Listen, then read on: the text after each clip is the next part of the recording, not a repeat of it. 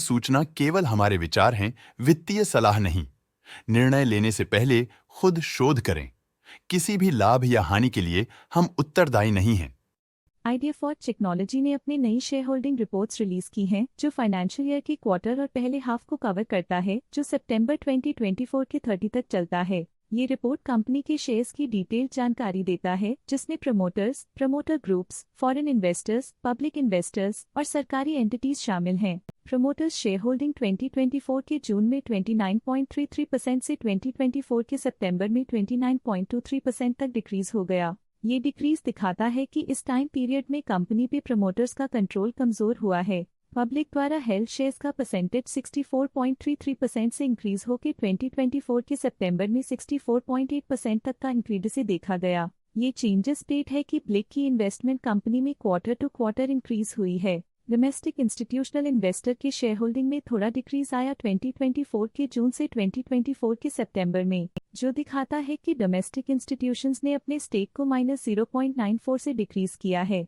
FII foreign institutional investors ने अपना share holding जून 2024 में 2.93% से सितंबर 2024 में 3.5% तक इंक्रीज किया। ये बताता है कि फॉरेन इंस्टीट्यूशंस ने कंपनी में अपना इंटरेस्ट 0.57% तक इंक्रीज किया है। चलिए इन्वेस्टर्स के स्टैटिस्टिक्स पे नजर डालते हैं, जो शेयर होल्डिंग पैटर्न में फ्लक्चुएशंस का कारण बन सकते हैं। अंकित मेहता इस क्वार्टर में स्टेक होल्डिंग में डाउनटर्न देखा। पिछले क्वार्टर के मुकाबले स्टेक होल्डिंग में -0.03% तक डिक्रीज हुआ है। राहुल सिंह इस क्वार्टर में स्टेक होल्डिंग में डाउनटर्न देखा। पिछले क्वार्टर के मुकाबले स्टेक होल्डिंग में -0.02% तक डिक्रीज हुआ है। आशीष रमेश भट्ट इस क्वार्टर में स्टेक होल्डिंग में डाउनटर्न देखा। पिछले क्वार्टर के मुकाबले स्टेक होल्डिंग में -0.02% तक डिक्रीज हुआ है। सुजाता वेमोरी इस क्वार्टर में स्टेक होल्डिंग में डाउनटर्न देखा। पिछले क्वार्टर के मुकाबले स्टेक होल्डिंग में -0.01% तक डिक्रीज हुआ है। की मैनेजरियल पर्सनल ने हाई स्टेक होल्डिंग एक्सपीरियंस करते हुए स्टेक होल्डिंग में 0.03% इंक्रीज देखा गया।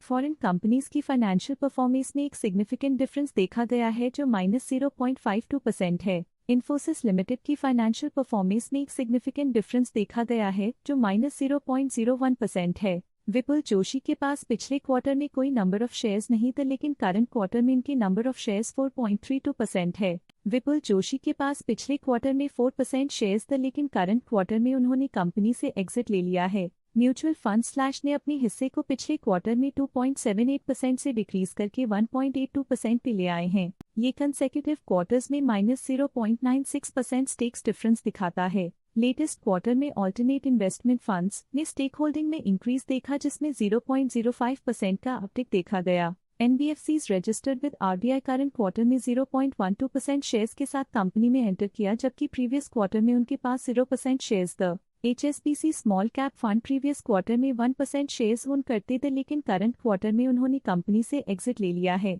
इस पिछले क्वार्टर में फॉरेन पोर्टफोलियो इन्वेस्टर्स कैटेगरी आई की स्टेक होल्डिंग में एक नोटवर्दी इंक्रीज देखा गया। उनकी स्टेक होल्डिंग में 0.57% का सिग्निफिकेंट इंक्रीज देखा गया। इस पिछले क्वार्टर में Goldman सैक्स funds, Goldman सैक्स India equity portfolio की स्टेक होल्डिंग में एक नोटवर्दी इंक्रीज देखा गया। उनकी स्टेक होल्डिंग में 0.08% का सिग्निफिकेंट इंक्रीज देखा गया। इस पिछले क्वार्टर में फॉरेन पोर्टफोलियो इन्वेस्टर्स कैटेगरी 2 की स्टेक होल्डिंग में एक नोटवर्दी इंक्रीज देखा गया। उनकी स्टेक होल्डिंग में 0.01% का सिग्निफिकेंट इंक्रीज देखा गया। गवर्नमेंट पेंशन फंड ग्लोबल के पास प्रीवियस क्वार्टर में 0 अमाउंट ऑफ शेयर्स थे, लेकिन करंट क्वार्टर में 1.07% शेयर्स ओन करते हैं। पर यह था कंपनी का करंट शेयर होल्डिंग पैटर्न। देखने के लिए धन्यवाद।